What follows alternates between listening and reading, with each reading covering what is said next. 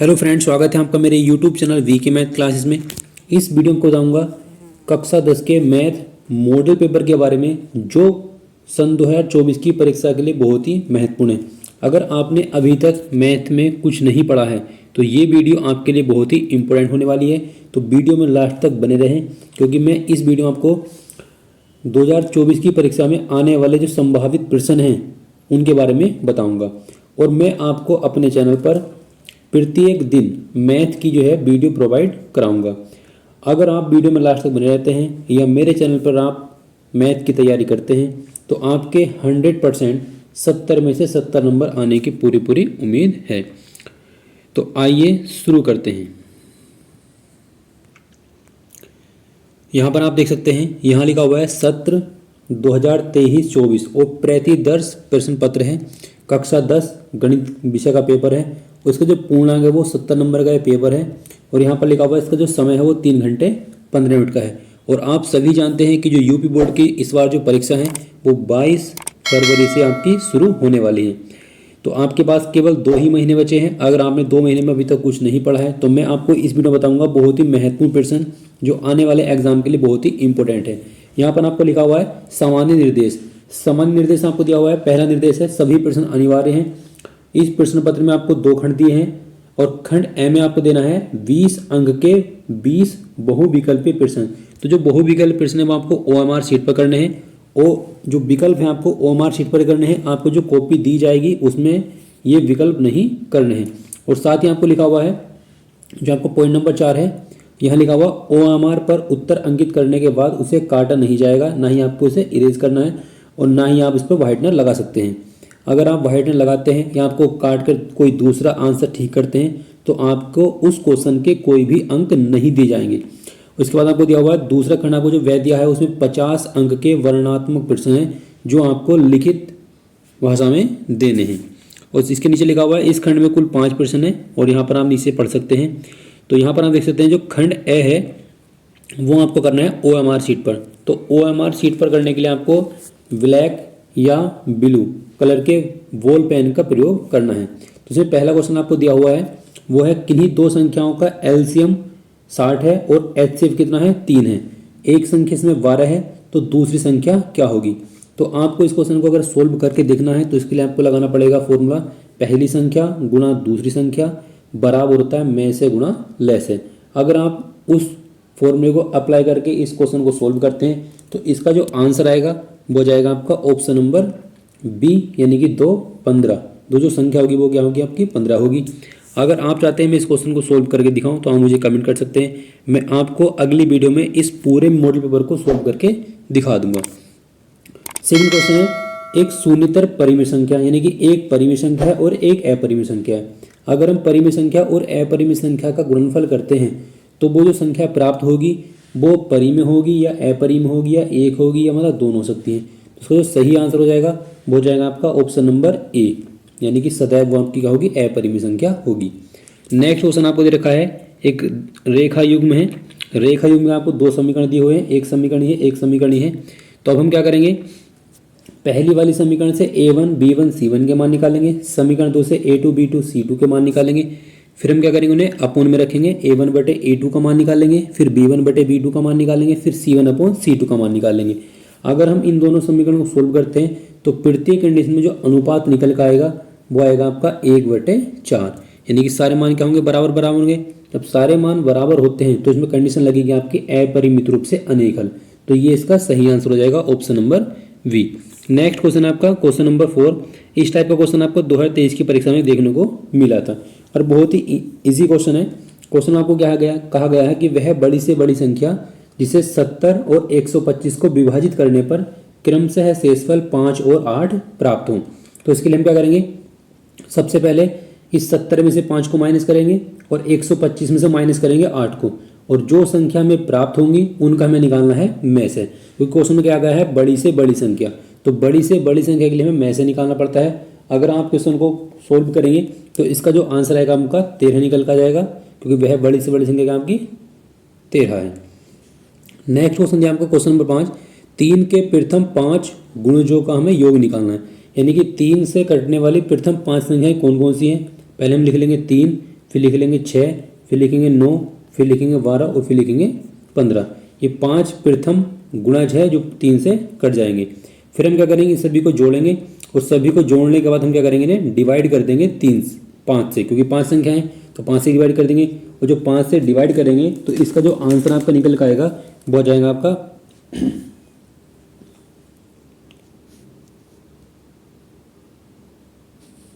वो आंसर आ जाएगा आपका 45, क्योंकि हमें केवल इसका योग निकालना है। तो इसका जो सही आंसर आ जाएगा आपका ऑप्शन नंबर 1 बिल्कुल सही हो जाएगा, 45। क्वेश्चन नंबर 6 आपको दिया हुआ है, एक द्विघात समीकरण दी हुई है, इसके बारे में आपको निम्न कथन पर विचार करना है। अब आप विकल्प में देख सकते हैं, यहाँ पर लिखा हुआ विविक्तर, मूल वास्तविक, अभासी वगैरह इस तरह की। अगर आपको ये शब्द विकल्प के अंदर देखने के मिलते हैं तो इसका मतलब हमें ये है कि आपको जो समीकरण दी हुई द्विघात समीकरण, इसकी हम तुलना करेंगे ax² plus bx plus c से, और यहाँ से a b c की वैल्यू निकाल देंगे। फिर यहाँ पर हम फॉर्मूला लगाएंगे d बराबर b² माइनस 4ac। तो हम ये वाला फॉर्मूला यहाँ पर अप्लाई करेंगे और यहाँ से d की वैल्यू निकालेंगे। तो d की वैल्यू आपकी जो निकल कर आएगी वो आएगी आपकी -8, क्योंकि मैंने क्वेश्चन सोल्व किया है तो इसका जो आंसर निकल कर आएगा वो आएगा आपका -8। और -8 जो है वो आपका क्या है, वो आपका है, अगर आपको d का मान माइनस का निकल कर आता है तो मूल वास्तविक नहीं होते, तो इसके लिए एक तो ये वाला सही है। और फिर आपका जो -8 है वो आप देख सकते हैं वो क्या है, 0 से कम है। तो हमें कह सकते हैं इस क्वेश्चन के जो यहाँ पे 2 विकल्प बिल्कुल सही है। और इसके नीचे आपको दे रखा है, इसके जो ऑप्शन है वो ये है। तो हमारा क्या है, पहला और दूसरा विकल्प सही है, तो इसका मतलब यहाँ पर हम लिख देंगे A और B सही है। नेक्स्ट क्वेश्चन आपका क्वेश्चन नंबर 7। क्वेश्चन नंबर 7 हमको दिया हुआ है AOBC एक आयत है, इनके 3 शीर्ष आपको दे रखे हैं, इसका हमें विकर्ण निकालना है।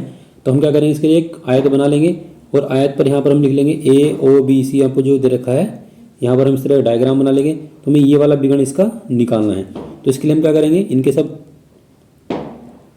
यहाँ पर हम इसके शीर्ष लिख लेंगे और शीर्ष निकलने के बाद हम क्या करेंगे, A और B जो बिंदु है इनका हम क्या निकाल देंगे, विकर्ण निकाल देंगे। और जब हम विकर्ण निकाल के सोल्व करेंगे तो इसका जो आंसर निकल कर आएगा वो आ जाएगा आपका √34। तो ऑप्शन नंबर 3 बिल्कुल सही हो जाएगा। नेक्स्ट क्वेश्चन आपका है क्वेश्चन नंबर 8। इस टाइप का क्वेश्चन आपको 2023 की परीक्षा में देखने के लिए मिला था। अगर आपने पुराना पेपर देखा है या नहीं देखा और देखना चाहते हैं तो उस वीडियो का लिंक आपको डिस्क्रिप्शन बॉक्स में मिल जाएगा, या आप उस वीडियो को मेरे चैनल की प्लेलिस्ट में जाकर भी देख सकते हैं। नेक्स्ट क्वेश्चन आपको दिया हुआ है, एक समीकरण दी हुई है आपको, इसका एक मूल आपका 1/2 है, तो हमें k का मान निकालना है। तो सबसे पहले हम क्या करेंगे, या तो हम इस समीकरण का लैसे ले सकते हैं या बिना लैसे के हम सोल्व कर सकते हैं। अगर हम लैसे लेके सोल्व करेंगे फिर वहाँ से हम क्या करेंगे, यहाँ से मूलों का योग निकालेंगे, मूलों का गुणनफल निकालेंगे और वहाँ से सोल्व करके हम जब k का मान निकालेंगे तो हमें k का जो मान प्राप्त होगा वो आपका हो जाएगा 2। ऑप्शन नंबर 1 बिल्कुल सही हो जाएगा। नेक्स्ट क्वेश्चन आपको दिया हुआ है, 2 त्रिभुज समरूप कब होते हैं। देखो 2 त्रिभुज समरूप तब होते हैं जब इनके संगत कोण बराबर हों, क्या हो, संगत कोण बराबर हो, और साथ ही इनके जो भुजाओं का अनुपात है वो भी क्या हो, बराबर हो। तो हमें कह सकते हैं आपका ऑप्शन नंबर 1 और 2 बिल्कुल सही है। तो यहाँ पर लिख लेंगे उपयुक्त उपर्युक्त दोनों। नेक्स्ट क्वेश्चन आपको दिया हुआ है क्वेश्चन नंबर 10। यहाँ पर आपको दिया हुआ है एक समकोण त्रिभुज ABC में कोण C जो है वो 90 डिग्री का है, AC आपकी 3 है और BC आपकी 4 है। तो बिंदु C से जाने वाली माध्यिका आपको निकालनी है। तो यहाँ पर हम क्या कर लेंगे, एक समकोण त्रिभुज बना लेंगे। यहाँ लिखेंगे बिंदु A, ये हो जाएगा बिंदु B और ये हो जाएगा बिंदु आपका C, क्योंकि ये क्या है 90 डिग्री का है। तो यहाँ पर आपको दिया हुआ है AC का मान 3 है, BC का मान आपको 4 है। तो हम क्या करेंगे, यहाँ से कर्ण निकाल लेंगे, कर्ण आपको निकल कर जाएगा 5। अब हम क्या करना है, बिंदु C से जाने वाली माध्यिका, यानी आपको ये वाली माध्यिका निकालनी है। तो इसका कर्ण आपका कितना निकल आएगा, 5 निकल कर आएगा। तो हम क्या करेंगे, डायरेक्ट कर्ण का आधा कर देंगे तो 2.5 इसका आंसर आ जाएगा। नेक्स्ट क्वेश्चन आप देखते हैं, क्वेश्चन नंबर आपका क्वेश्चन नंबर 10 है। क्वेश्चन नंबर 11, यहाँ आपको sine theta minus cos theta बराबर 1 दिया हुआ है। तो हमें निकालना है साइन की घात 4 प्लस कोस की घात 4 थीटा का मान निकालना है। अगर आप इसको उनको सोल्व करते हैं तो इसका जो आंसर आपका निकल कर आएगा वो जाएगा आपका ऑप्शन नंबर 1 यानी कि 1। नेक्स्ट क्वेश्चन आपका क्वेश्चन नंबर 12, साइन 2a बराबर आपको दिया हुआ है 2 साइन a। तो आपको बताना है कि जो कोण a है वो किसके बराबर होगा। तो सबसे पहले हम क्या करेंगे, यहाँ पर साइन 2a का सूत्र खोलेंगे और 2 साइन a से 2 साइन a कट जाएगा। तो यहाँ केवल बचेगा आपका कोस a। तो कोस a बराबर बचेगा आपका 1, और कोस में 1 जो होता है वो 0 का मान होता है। उसका सही आंसर आ जाएगा आपका ऑप्शन नंबर 1 बिल्कुल सही हो जाएगा। नेक्स्ट क्वेश्चन आपका क्वेश्चन नंबर 13 दिया हुआ है, 4 टेन थीटा बराबर आपको दिया हुआ है 3 और हमें इसकी वैल्यू निकालनी है। तो सबसे पहले हम क्या करेंगे, टेन थीटा की हेल्प से हम साइन थीटा और कोस थीटा के मान निकाल लेंगे। और जब मान निकल जाएंगे तो हम क्या करेंगे, उन वाले मानों को हम इस समीकरण में पुट कर देंगे और यहाँ से इसकी जो वैल्यू निकल के आएगी वो आएगी आपकी 1/2। नेक्स्ट क्वेश्चन है क्वेश्चन नंबर 14। यहाँ पर आपको लिखा हुआ है सेक ए प्लस टेन ए और इंटू में दिया हुआ है 1 माइनस साइन ए। अगर हम इसको क्या करेंगे, सेक को लिख लेंगे 1/कोस, टेन को लिख लेंगे साइन बटे कोस। और जब हम ऐसे लेकर सोल्व करेंगे और काट पीट के अगर हम इस क्वेश्चन को सोल्व करते हैं तो इसका जो आंसर आपका निकल का आएगा वो आएगा आपका ऑप्शन नंबर 4 यानी कोस ए। नेक्स्ट क्वेश्चन आपको दिया हुआ है, इस सूत्र दे रखा है, इसमें हमको क्या करना है। क्वेश्चन नंबर आपका 15 है, यदि त्रिज्या 7 सेमी वाले एक वृत्तखंड के त्रिज्या खंड का जो कोण है वो कितना डिग्री है, 60 डिग्री है, तो हमें त्रिज्या खंड का क्षेत्रफल कितना होगा वो हमें बताना है। तो इसके लिए आपको जो फॉर्मूला होता है वो होता है थीटा बटे 360 गुणा में होता है पाई आर स्क्वायर। तो इसका ऑप्शन नंबर 1 बिल्कुल सही हो जाएगा। क्वेश्चन नंबर आपका 16 है, एक सुराही निम्नलिखित का संयोजन है। अगर आपको एक सुराही बनानी है तो आप उनमें से किस किस चीज़ का प्रयोग करके सुराही बना सकते हैं। तो सबसे पहले आपको एक गोला लेना पड़ेगा। अगर आपको सुराही बनानी है तो गोला लेना पड़ेगा और गोले के ऊपर आपको एक बेलन रखना पड़ेगा। तो हम कह सकते हैं अगर आपको सुराही बनानी है तो गोला और एक बेलन की आवश्यकता होगी। क्वेश्चन नंबर आपका 17 है, 1 से 10 तक की धनात्मक विषम संख्याओं का माध्य निकालना। 1 से 10 तक की, तो आपको विषम संख्या लिख लेनी है 1, 3, 5, 7 और 9। उन सबको जोड़कर 5 से डिवाइड कर देंगे तो जो हमारा आंसर निकल कर आएगा वो आ जाएगा आपको ऑप्शन नंबर 4 यानी कि 5 इसका आंसर आ जाएगा। नेक्स्ट क्वेश्चन आपको दिया हुआ है, आपको ये आंकड़े दिए हुए हैं उसके में क्या निकालनी है, माध्यिका निकालनी। तो माध्यिका के लिए हम क्या करते हैं, सबसे पहले ये आपको जो आंकड़े दिए हुए हैं या तो इन्हें आपको लिखना है आरोही क्रम में या आपको लिखना है अवरोही क्रम में। उसके बाद हम क्या करेंगे, इनकी काउंटिंग कर लेंगे। इन्हें अगर हम गिन कर देखते हैं तो गिन पर कितना आता है आपका 6 आता है। तो जो 6 है वो क्या आपकी सम संख्या है। तो सम संख्या के लिए सूत्र अलग होता है माध्य के लिए और विषम के लिए अलग होता है। अगर हम फॉर्मूले से अप्लाई करके सोल्व करेंगे तो इसका जो आंसर आएगा वो आ जाएगा आपका ऑप्शन नंबर 3 33/2। ऑप्शन नंबर 3 बिल्कुल सही हो जाएगा। नेक्स्ट क्वेश्चन आपका है क्वेश्चन नंबर 19 और ये जो क्वेश्चन है बहुत ही इंपॉर्टेंट है 2024 की परीक्षा के लिए और हर जो 30 में पेपर हुए हैं और हर सेट के अंदर आपको इस वाले फॉर्मूले से क्वेश्चन देखने के लिए मिले हैं। इस क्वेश्चन आपको दिया हुआ है, यदि कुछ प्रेक्षणों का माध्य आपका 27 दिया हुआ है, बहुलक आपका 45 दिया हुआ है, तो हमें माध्य का निकालनी है। तो इसके लिए आपको फॉर्मूला अप्लाई करना है। बहुलक बराबर होता है 3 गुणा माध्य का माइनस 2 गुणा माध्य, यानी कि बहुलक बराबर होता है 3 गुणा में हम लिखते हैं माध्यक और माइनस 2 गुणा माध्य। उस फॉर्मूला लगाकर आपको सोल्व करना है। तो यहाँ से इसकी जो वैल्यू निकल कर आ जाएगी वो आएगी आपकी क्वेश्चन नंबर 19 में ऑप्शन ए इसका निकल कर आएगा, आंसर जो निकल कर आएगा ओरिजिनल वो आएगा 24 और 24 जो है इस ऑप्शन में नहीं दिया हुआ है। तो इसके लिए हम जो ऑप्शन लगाएंगे वो लगाएंगे इनमें से कोई नहीं। क्वेश्चन नंबर आपका 20 दिया हुआ है, जब एक पासे को फेंका जाता है, पासा हम किसे कहते हैं, जो लूडो वाला होता है जिसपे 1 से लगा के 6 तक के अंक लिखित होते हैं, और तो 3 से छोटी विषम संख्या आने की प्रायिकता निकालनी है। तो 3 से छोटी विषम संख्या कौन सी होती है, 1। ये क्या है, विषम संख्या है। अगर हम पासे को देखो 6 बार है, अगर हम 6 में से फेंकते हैं तो एक ना एक बार आपका 3 से छोटी संख्या जरूर प्राप्त हो जाएगी। 3 से छोटी और विषम संख्या जो प्राप्त हो जाएगी तो इसकी जो प्रायिकता होगी वो आएगी आपकी 1/6। ऑप्शन नंबर 1 बिल्कुल सही हो जाएगा। ये थे आपके 20 बहुविकल्प प्रश्न और बहुत ही इंपॉर्टेंट विकल्प हैं। ये आपके 2024 की परीक्षा में भी आ सकते हैं। अब यहाँ पर आप देखते हैं खंड व्यय जो आपको लिखित परीक्षा करनी है कॉपी के ऊपर, यहाँ पर लिखा हुआ है। ये क्वेश्चन आपको केवल दिखा देता हूँ, इनको मैं सोल्व नहीं करके दिखाऊंगा। पहला क्वेश्चन देखा आपके, ये बताना आपकी भाज्य संख्या क्यों है। फिर आपको दिया हुआ है कोट थीटा का मान 7/8 है, तो हमें इसका मान निकालना है। अगर आप मुझे कमेंट करते हैं तो मैं इस क्वेश्चन को पूरा सोल्व करके आपको दिखा दूंगा। फिर यहाँ पर लिखा हुआ है 2 घनों जिन्हें प्रत्येक आयतन आपका क्या है 24 सेमी की घात 3 है, उन्हें मिलाकर एक ठोस बना दिया। तो इस प्रकार जो ठोस हमें प्राप्त हुआ है घनाभ, उसका हमें क्या निकालना है, पृष्ठीय क्षेत्रफल निकालना है। नेक्स्ट क्वेश्चन आपको दिया हुआ है क्वेश्चन नंबर और ये 2 नंबर का आपका प्रश्न है।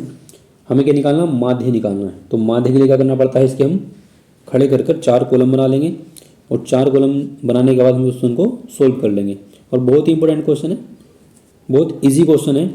और क्वेश्चन नंबर आपको 5 दिया हुआ है, बिंदु, ये आपको बिंदु दिए हुए हैं और इस वाले बिंदु को जोड़ने वाले रेखाखंड को ये किस अनुपात में काटते हैं।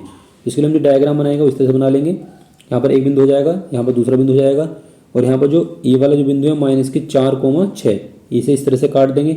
और हमें ये बताना है ये जो बिंदु है -4,6 इस रेखाखंड को कौन से अनुपात में काटते हैं। तो यहाँ पर हम फॉर्मूला अप्लाई करेंगे अंतः विभाजन का, अंतः विभाजन के निर्देशांक वाला जो सूत्र है वो अप्लाई कर लेंगे। यहाँ पर आपको नेक्स्ट क्वेश्चन दे रखा है एक्स और वाई में संबंध ज्ञात कीजिए। जो बिंदु x, y बिंदु 3,6 और -3,4 से क्या है समदूरस्थ हैं। तो इसके लिए हम क्या करेंगे, इस वाले बिंदु की और इसकी दूरी निकाल लेंगे, फिर इस वाले से इस वाले की दूरी निकाल लेंगे, और फिर क्या कर लेंगे दोनों दूरी को बराबर लगाकर सोल्व कर लेंगे। वहाँ से x और y में जो संबंध निकल के आएगा वही हमारा इस क्वेश्चन का आंसर हो जाएगा। नेक्स्ट क्वेश्चन आपको दिया हुआ है, सेकंड क्वेश्चन में आपको दे रखा है 4 नंबर के प्रश्न है। यहाँ पर आपको लिखा हुआ है निम्नलिखित 5 खंडों में आपको आंसर देने हैं। बहुपद के शून्यांक हमें ज्ञात कर दिखाने हैं और शून्यांकों के गुणांकों के बीच हमें संबंध दिखाना है और उसके सत्यता की जांच करके भी दिखानी है। नेक्स्ट क्वेश्चन आपको दे रखा है दो संख्याओं के वर्गों का अंतर आपको 180 दे रखा है। छोटी संख्या का जो वर्ग है बड़ी संख्या का वर्ग का क्या है 8 गुना है, तो वे संख्याएं क्या होंगी ये हमें निकाल कर दिखाना है। अगला क्वेश्चन आपको दे रखा है कि सिद्ध कीजिए कि किसी वृत्त के व्यास के सिरों पर जो खींची गई रेखाएं हैं वो क्या होती है समांतर होती हैं। हम क्या कर लेंगे इसलिए एक वृत्त बना लेंगे और यहाँ पर हम इधर और 2 स्पर्श रेखाएं खींच लेंगे और हमें ये बताना है कि जो स्पर्श रेखाएं हमने खींची हैं ये एक दूसरे के समांतर हैं। इस डायग्राम को आप इस तरह से बना सकते हैं या फिर इस डायग्राम को आप ऐसे भी बना सकते हैं। ये भी क्या आपकी स्पर्श रेखा है और हमें ये सिद्ध करके दिखाना है जो स्पर्श रेखा हमने खींची है ये एक दूसरे के समांतर हैं। नेक्स्ट क्वेश्चन आपको दे रखा है सिद्ध कीजिए कि किसी बाह्य बिंदु से किसी वृत्त पर खींची गई स्पर्श रेखाओं के बीच स्पर्श के बीच का जो कोण है स्पर्श बिंदु को मिलाने वाले रेखाखंड द्वारा केंद्र पर अंतरित कोण का क्या है संपूरक है। यानी क्वेश्चन का जो कुल मिलाकर सारांश निकल रहा है वो ये है, आपको एक वृत्त देखना है, इस वृत्त पर 2 स्पर्श रेखाएं खींचनी है, ये स्पर्श रेखा हो जाएंगी। अब इन स्पर्श रेखाओं के जो बीच ये कोण बना हुआ है ये वाला जो कोण है और यहाँ केंद्र पर जो कोण बनेगा इन दोनों का जो योगफल हमें दिखाना है वो 180 दिखाना है, क्योंकि संपूरक कोण हम किसे कहते हैं जिन 2 कोणों का योगफल 180 होता है उन्हें हम बोलते हैं संपूरक कोण। अगला क्वेश्चन आपको प्रायिकता से दिया गया है। यहाँ पर लिखा हुआ है एक थैले में 3 लाल गेंद है 5 काली गेंद है और इस थैले में से एक गेंद हमें निकालनी है। इसकी प्रायिकता क्या होगी कि वह निकाली गई गेंद लाल है और दूसरा हमारे को दिया हुआ है लाल नहीं है। नेक्स्ट क्वेश्चन आपको दिया हुआ है बहुत ही इंपॉर्टेंट क्वेश्चन है। यहाँ पर आपको लिखा हुआ माध्य। देखो माध्य हम बोलते हैं माध्यिका, माध्यिका कह देते हैं या फिर हम कहते हैं माध्यक। बात एक ही है तो हमें माध्यिका वाला क्वेश्चन आपको दिया हुआ है। इसमें बारंबारता का जो योग है आपका 60 दिया हुआ है और हमें एक्स और वाई का मान निकालना है। नेक्स्ट क्वेश्चन आपको दिया हुआ है क्वेश्चन नंबर 3 और इसके अथवा में क्वेश्चन दिया हुआ है। यहाँ पर आपको दे रखा है क्वेश्चन नंबर 3 में ये 6 नंबर का आपका क्वेश्चन स्टार्ट हो गए हैं।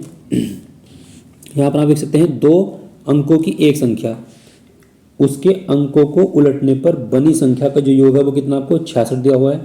संख्या के अंकों का अंतर आपका 2 है तो हमें संख्या वो ऐसी संख्याएं कितनी है ये हमें बताना है।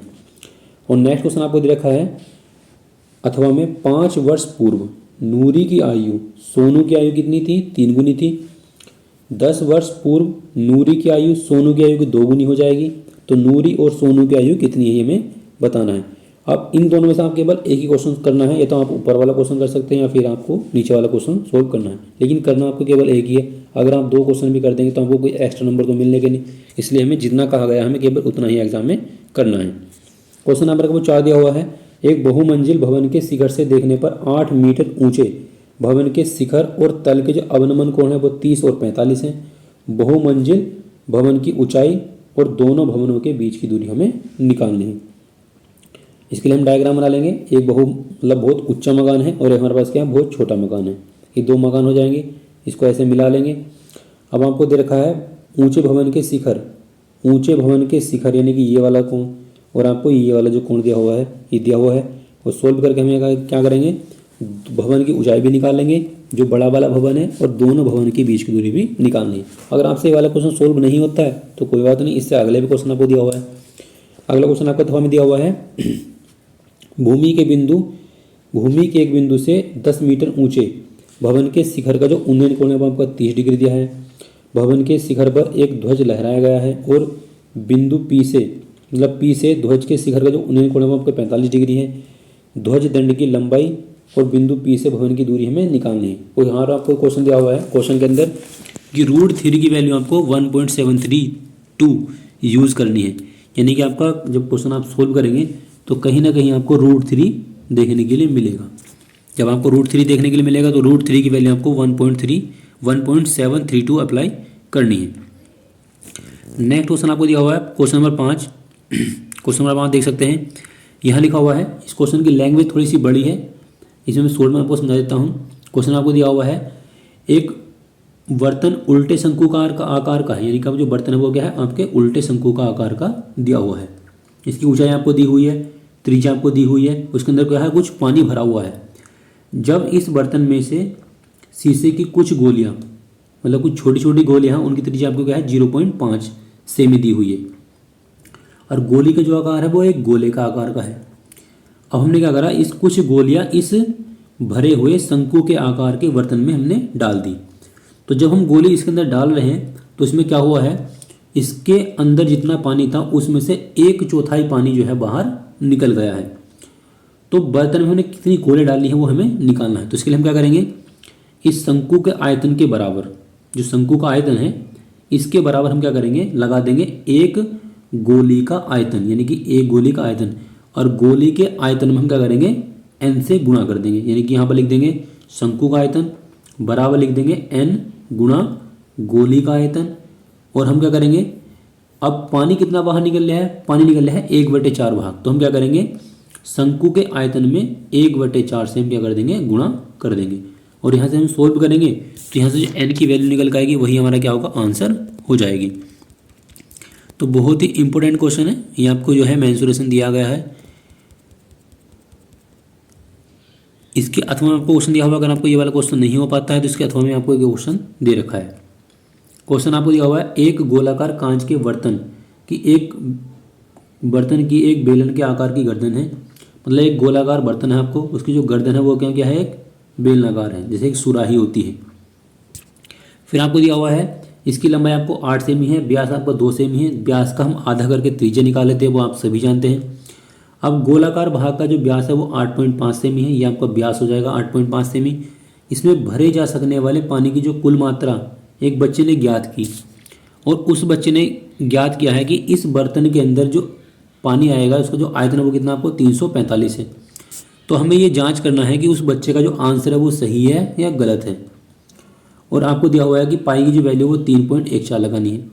तो मैं इस क्वेश्चन का आंसर जो है मुझे याद है, इसका जो क्वेश्चन आंसर निकल कर आता है वो 346 पॉइंट कुछ निकल कर आता है, यानी उस बच्चे ने जो आंसर निकाला है वो गलत है। तो हमें क्या करना है, इसका सही आंसर निकाल कर दिखाना है। तो आई होप कि आपको वीडियो अच्छी लगी होगी। वीडियो अच्छी लगी तो वीडियो को लाइक करें, शेयर करें और मेरे चैनल को सब्सक्राइब करें, क्योंकि मैं इस चैनल पर आपके लिए प्रतिदिन मैथ की वीडियो अपलोड करता रहूँगा, जिससे आपकी आने वाले 2 महीने के अंदर गणित की बहुत अच्छी तैयारी हो जाए। तो मेरे चैनल के साथ जुड़िए और अपनी मैथ की जो है तैयारी पूरी कर लीजिए। Thanks for watching.